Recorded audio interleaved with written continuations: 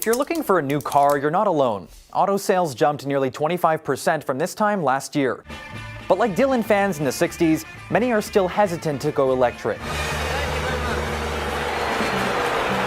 Times, they are a-changin', and more EVs sell every year. But concerns about infrastructure, range anxiety, and high costs in a questionable economy mean demand is a slow train coming.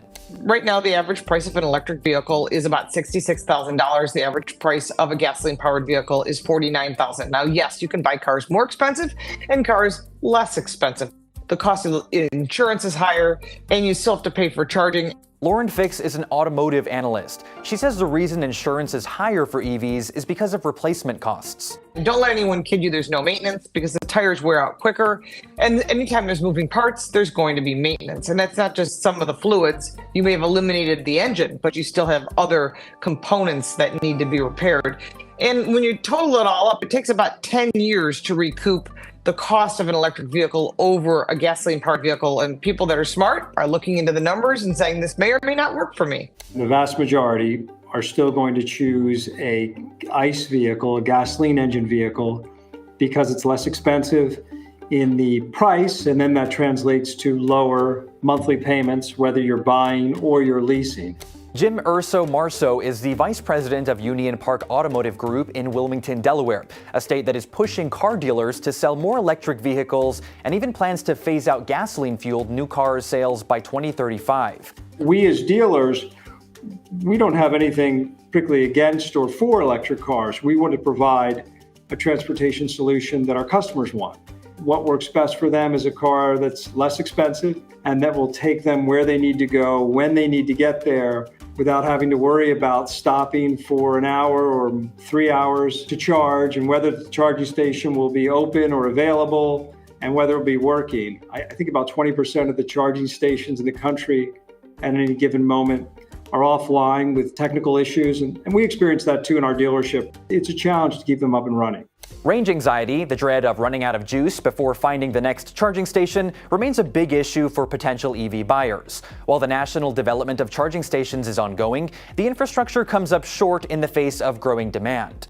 What we are focused on is excellent customer service. We want to ensure that everything is working in real time, and we have the support infrastructure to ensure that every charger that we deploy out there is always working. Sharmila Ravula is the Chief Commercial Officer for ChargeNet Stations. The startup is on a mission to democratize EV charging.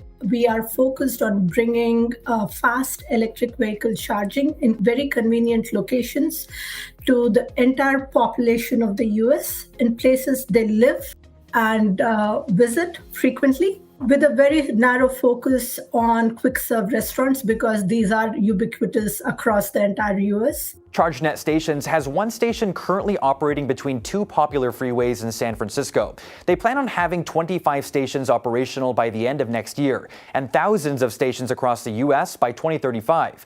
The goal would align with the Biden administration's aim of having 50% of all new vehicle sales be electric by 2030. But some experts we spoke to say it will never happen. There is no way that you're going to see electric cars increase to that substantial percentage by 2030 or 2050. Will we be all electric? Not a chance. And the perfect proof is California. Here today in 2023, they can't even support all the electric grid because there's not enough wind and solar power, and they need nuclear power, coal, and natural gas, which California doesn't want to do.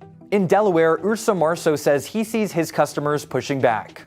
We're hoping that Delaware does not adopt the ZEV requirement, the electric vehicle requirement. If you're required to buy something and it's more expensive, that's sort of a tax increase. So we're trying to explain that to people in Delaware so they can see what the impact is going to be.